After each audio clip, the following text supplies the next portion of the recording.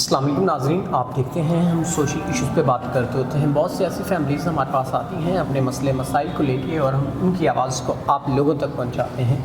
آج بھی ایک بہن ایسی میرے پاس موجود ہیں جو کہ کافی پریشانی کے حالت میں میرے پاس آئیں، تو آئیے ہم ان کی آواز کو آپ تک پہنچاتے ہیں۔ السلام علیکم۔ وعلیکم السلام۔ بہن، مائک اپنے منہ کے پاس لے جا کے آپ بات کریں تاکہ ہمارے ناظرین تک آپ کی آواز پہنچ سکے۔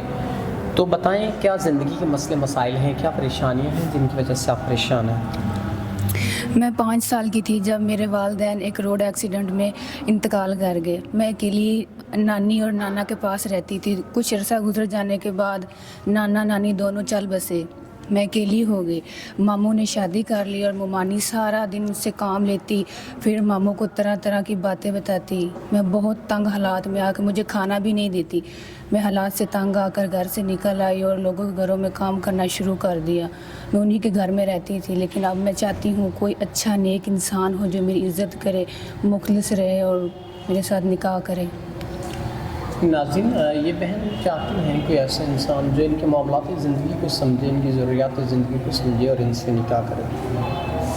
تو اگر کوئی ایسا انسان جو ان کے معاملات زندگی اور ان کی ضروریات زندگی کو سمجھے تو یہ نکاح کرنے کے لیے تیار ہیں، لیکن میں ہمیشہ کہتا ہوتا ہوں کہ آپ نکاح کو پروموٹ کریں، زنا سے بہتر ہے نکاح کو عام کرنا چاہیے۔ اب یہ بہن کافی پریشان حالت میں میرے پاس آئی ہیں اور ان کے جو بھی مسئلے مسائل تھے ہم نے آپ تک پہنچائے، اور امید کرتے ہیں کہ آپ ان کی داد رسی بھی کریں گے اور نیک انسان ان سے نکاح کرے گا تاکہ ان کی پریشانیاں کم ہو سکیں۔ تو اس کے ساتھ اپنے میزبان نواب احمد کو دیں اجازت۔ خدا حافظ۔